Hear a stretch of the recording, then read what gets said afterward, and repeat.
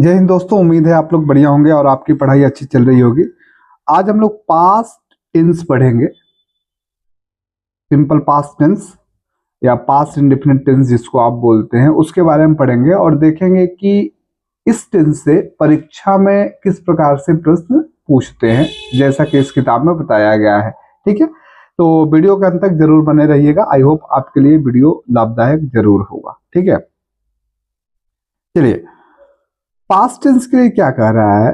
कह रहा है कि जो पास्ट इंडेफिनिट टेंस है, जिसको सिंपल पास्ट टेंस बोलते हैं या पास्ट इंडेफिनिट टेंस, इसमें नियम क्या बता रहा है। कह रहा है कि जो कार्य खत्म हो चुका वह सिंपल पास्ट के अंतर्गत आता है।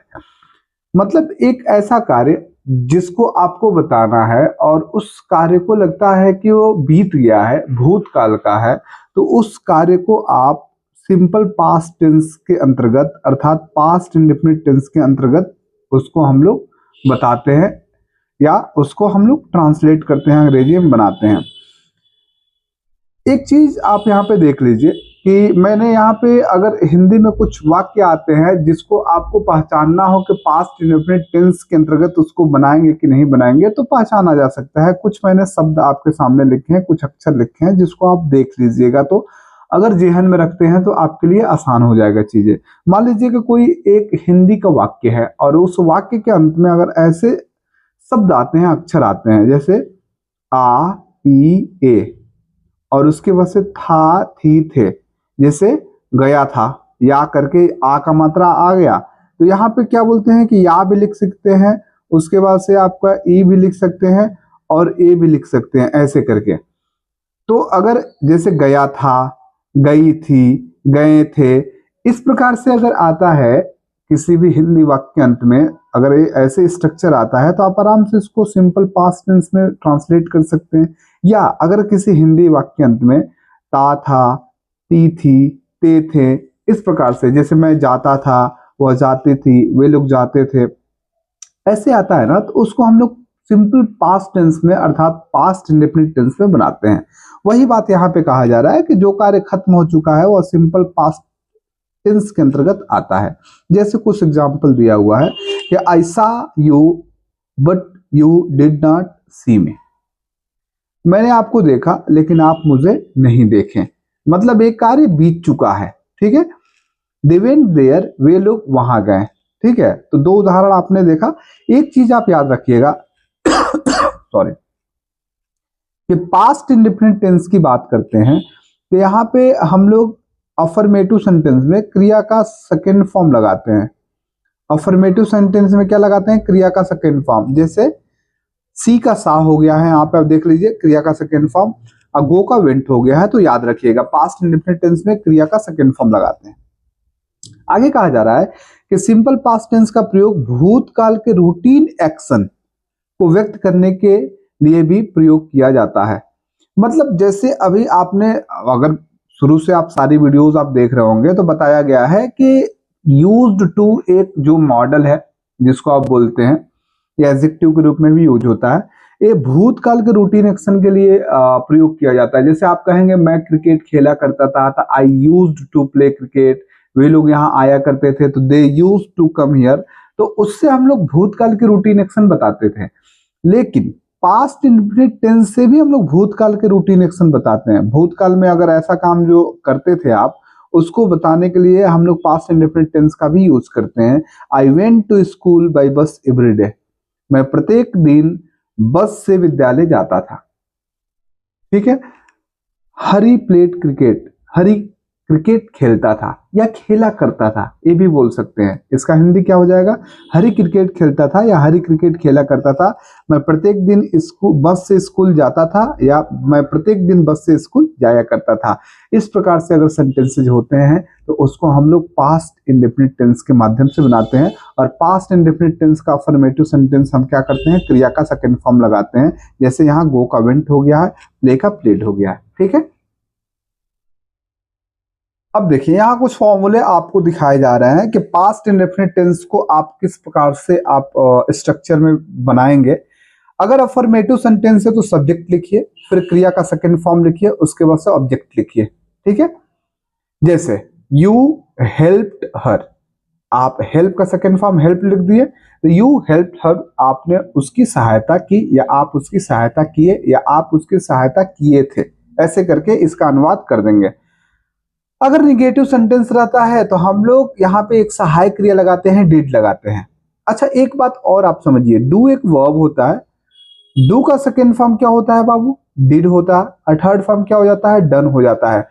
तो आप देखिए डिड को यहाँ सेकेंड फॉर्म के सॉरी हेल्पिंग वर्ब के रूप में लिया जा रहा है पास्ट इंडेफिनिट टेंस में, ये क्या है, सेकेंड फॉर्म में है। समझ में आ गया? तो मैंने जैसे आपको बताया कि अफर्मेटिव सेंटेंस में क्रिया का सेकेंड फॉर्म लगाते हैं, लेकिन निगेटिव सेंटेंस में हम लोग क्या करते हैं, डिड सहायक क्रिया के रूप में ले लेते हैं। डिड भी तो सेकेंड फॉर्म है, समझ में आ गया? तो सब्जेक्ट लिखते हैं, फिर डिड लिखेंगे, फिर नॉट लिखेंगे। डिड और नॉट को इस प्रकार भी लिखा जा सकता है, जिसको डिडंट हम लोग पढ़ते हैं। उसके बाद से क्रिया का फर्स्ट फॉर्म लिखते हैं। याद रखिएगा, जब हम लोग डिड लगा देंगे सहायक क्रिया, तो उसके बाद क्रिया का फर्स्ट फॉर्म लगाएंगे निगेटिव सेंटेंस में। वही अफर्मेटिव सेंटेंस की बात करते हैं तो यहाँ सहायक क्रिया नहीं लगाते हैं, डायरेक्ट मेन वर्ब का सेकेंड फॉर्म लगाते हैं। तो उसके बाद से हम लोग क्रिया का फर्स्ट फॉर्म लिखेंगे, उसके बाद से ऑब्जेक्ट लिखेंगे। जैसे यू डिड नॉट या डिडंट हेल्प हर, देखिए यहाँ हेल्प हो गया है, यहाँ हेल्प था, तो डिड सहायक क्रिया लिखेंगे तो हम लोग क्रिया का फर्स्ट फॉर्म लगाएंगे कि यू डिड नॉट या डिडंट हेल्प हर, आप उसकी सहायता नहीं किए या नहीं किए थे, ऐसे करके हो जाएगा।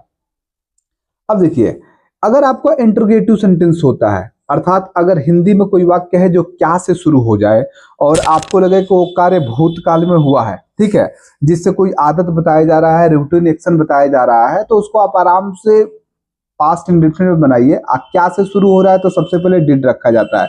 जैसे मान लीजिए इंट्रोगेटिव सेंटेंस है सीधा सीधा, तो कैसे बनाएंगे, डिड, उसके बाद से सब्जेक्ट, उसके बाद से क्रिया का फर्स्ट फॉर्म, उसके बाद से ऑब्जेक्ट। कैसे, डिड यू हेल्प हर, क्या आप उसकी सहायता किए या क्या आप उसकी सहायता किए थे, ठीक है, या क्या आप उसकी सहायता करते थे, ऐसे भी हो जाएगा। अगर इसी में नॉट आ जाए तो कैसे आप बनाएंगे, डिड, उसके बाद से सब्जेक्ट, उसके बाद से नॉट, सब्जेक्ट के बाद यहाँ नॉट रखिएगा, ठीक है, फिर क्रिया का फर्स्ट फॉर्म, फिर ऑब्जेक्ट। या इसी चीज को कैसे बना सकते हैं, इस नॉट को यहाँ लेते आइएगा, तो डिड नॉट को यहाँ डिडंट लिख देंगे, फिर सब्जेक्ट, फिर क्रिया का फर्स्ट फॉर्म, उसके बाद सब्जेक्ट। जैसे दोनों का बता रहे हैं, did you not help her, क्या आप उसकी सहायता नहीं किए थे, अर्थात क्या आप उसकी सहायता नहीं किए। या इसी को डिडंट यू हेल्प हर, क्या आप उसकी सहायता नहीं किए या क्या आप उसकी सहायता नहीं किए थे। अच्छा, आप अगर मान लीजिए कि मैं यहाँ पे क्यों लगा दूं कि आप उसकी सहायता क्यों किए, तो सबसे पहले क्यों रख देंगे, तो why did you help her हो जाएगा। और आप उसकी सहायता क्यों नहीं किए, तो why did you not help her. इस प्रकार से अगर प्रश्नवाचक शब्द आता है तो सबसे पहले प्रश्नवाचक शब्द हम लोग रखते हैं, ठीक है, यहां तक आपने समझा। अब आ जाइए, देखिए पास्ट इंडेफिनिट टेंस में सारी चीजें समझने लायक हैं। जहां से परीक्षा में पूछा जाता है वो चीज ये है, यहां से अक्सर परीक्षा में पूछा जाता है। जब आपके परीक्षा, देखिए समझना सब चीज है, लेकिन जो चीज आपके परीक्षा में ज्यादा पूछी जाती है उसको बार बार रिवाइज करनी है। कह रहे हैं नोट में, अगर वाक्य की शुरुआत it's time, it's about time या इट्स हाई टाइम से हो और उसके बाद सब्जेक्ट का प्रयोग हो, तो सब्जेक्ट के बाद वर्ब के सेकेंड फॉर्म का प्रयोग होगा। सीधी सीधी बात समझिए, अगर कोई वाक्य है जिस वाक्य की शुरुआत किससे हो, या तो इट्स टाइम से या इट्स अबाउट टाइम से या इट्स हाई टाइम से, अगर इन तीनों से अगर किसी वाक्य की शुरुआत होती है और इन तीनों के बाद क्या हो, अगर सब्जेक्ट आता है तो सब्जेक्ट के बाद हमेशा क्रिया का सेकेंड फॉर्म रखिएगा, फर्स्ट फॉर्म नहीं रखिएगा। एक बार और समझिए, अगर किसी वाक्य की शुरुआत इन तीनों से होता है और इन तीनों से शुरुआत जब होता है और इन तीनों के तुरंत बाद किसी वाक्य सब्जेक्ट का प्रयोग हो, कर्ता का प्रयोग हो, तो उसके बाद क्रिया का सेकेंड फॉर्म हम लोग रखेंगे। जैसे इट्स टाइम, इससे वाक्य की शुरुआत हो रही है, यू सब्जेक्ट आ रहा है, उसके बाद से शुड स्टडी, भाई शुड तो कहीं नहीं रहा है, कह रहा है सेकेंड फॉर्म रखना है क्रिया का, तो क्या हो जाएगा, इट्स टाइम यू स्टडीड, यहाँ सेकेंड फॉर्म रख रहा है ना, इट्स टाइम यू स्टडीड। तो ये परीक्षा में पूछता है, इसको याद रखने की जरूरत है, मोस्ट इंपॉर्टेंट चीज है। आगे कह रहा है, लेकिन अगर इट्स टाइम के बाद टू का प्रयोग हो तो टू के बाद वर्ब का फर्स्ट फॉर्म आएगा। सीधी सीधी बात है, अगर मान लीजिए कि इस टाइम के बाद क्या बोलते हैं, टू आ जाए, ठीक है, तो आपको पता है टू क्या बोलते हैं, टू के बाद से क्रिया का फर्स्ट फॉर्म रखते हैं, ये इन्फिनेटिव बन जाता है, इन्फिनेटिव का काम करता है, समझ में आ रहा है। तो अंतर क्या है, कि इन तीनों के बाद अगर सब्जेक्ट आता है, सब्जेक्ट आता है, कर्ता आता है तुरंत बाद, तो हम लोग क्रिया का सेकेंड फॉर्म हमेशा रखेंगे। लेकिन अगर इस टाइम के बाद से हम लोग टू रख देते हैं, टू अगर आ जाता है तो टू के बाद क्रिया का फर्स्ट फॉर्म आ जाएगा। और यहाँ कह रहा है सब्जेक्ट आएगा तो सेकेंड फॉर्म, लेकिन टू आएगा तो फर्स्ट फॉर्म। टू के बाद क्रिया का फर्स्ट फॉर्म ही लिखा जाता है। कुछ अपवाद है जिसको याद कर लीजिएगा, आगे आएगा आपको मिलेगा। टू के बाद हमेशा क्रिया का फर्स्ट फॉर्म होता है और इसको हम लोग इन्फिनेटिव बोलते हैं ग्रामर में, अंग्रेजी ग्रामर में। जैसे इट्स टाइम टू स्टडी, देखो यहाँ इट्स टाइम है, इसके बाद से सब्जेक्ट यू आ गया है, लेकिन यहाँ पे टू आ गया है, तो यू आया है सब्जेक्ट तो सेकेंड फॉर्म, लेकिन यहाँ टू आ गया तो first form. It's time to study, समझ में आ रहा है? आगे देखिए, नोट में कह रहा है कि you do come here every day, ये भी सही है। देखो यहाँ पे डू सहायक क्रिया लगाया है और यहाँ पे तुरंत मेन वर्ब एक लगा दिया है, समझ में आ रहा है?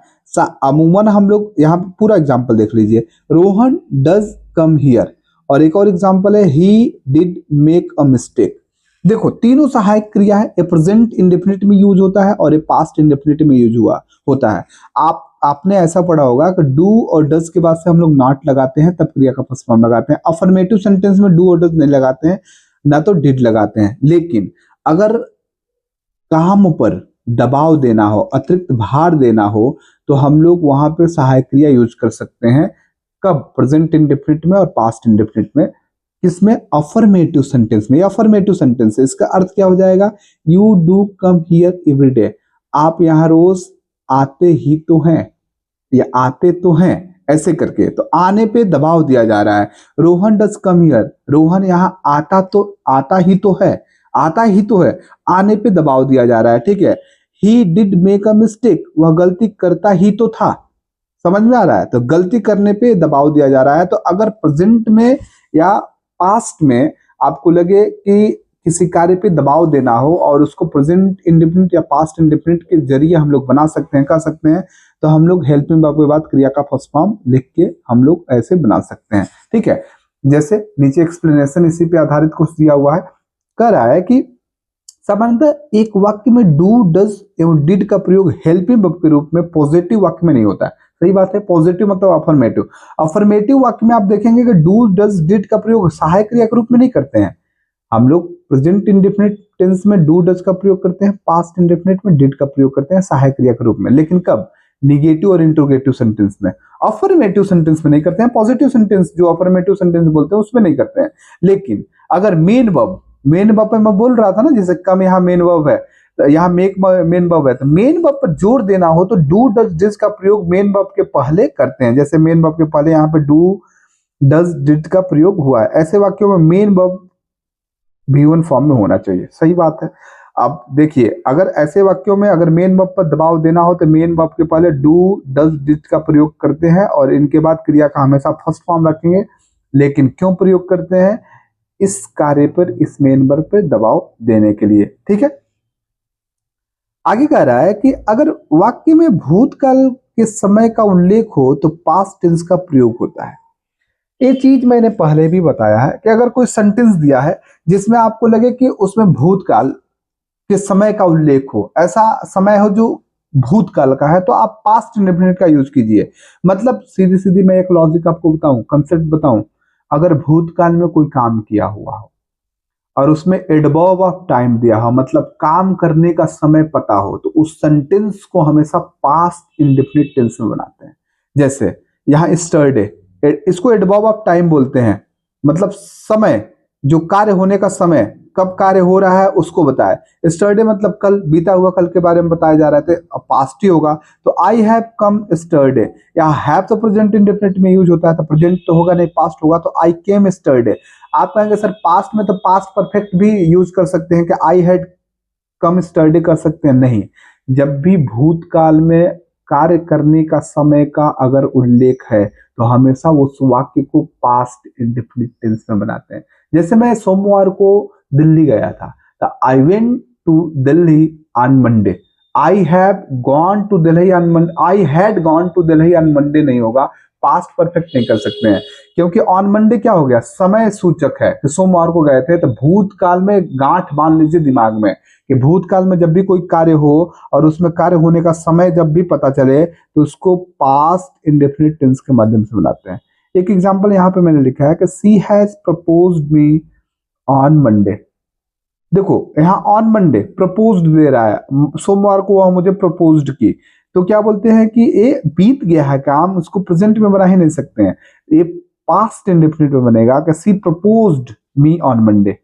यहाँ देखो जब भी हम लोग पास्ट इंडेफिनिट का अफर्मेटिव सेंटेंस बनाते हैं क्रिया का सेकंड फॉर्म रखते हैं। ठीक है, समझ में आ रहा है? तो दो चीजें सबसे महत्वपूर्ण है जो आपके परीक्षा में बहुत सारे क्वेश्चन पूछे जाते हैं कि it's time, it's about time और इट्स हाई टाइम के बाद जब भी करता हो सब्जेक्ट हो तो के बाद हमेशा क्रिया का सेकंड फॉर्म आएगा, कुछ मत रखिएगा। लेकिन अगर इट्स टाइम के बाद से क्या बोलते हैं टू आ जाता है तो टू के बाद हमेशा क्रिया का फर्स्ट फॉर्म रखते हैं। ठीक है, और ये वाला महत्वपूर्ण है कि जब भी भूतकाल में कार्य करने का समय अगर उल्लेख किया जाए कि कार्य कब हुआ है तो हमेशा उस वाक्य को पास्ट इंडेफिनिट टेंस में बनाते हैं।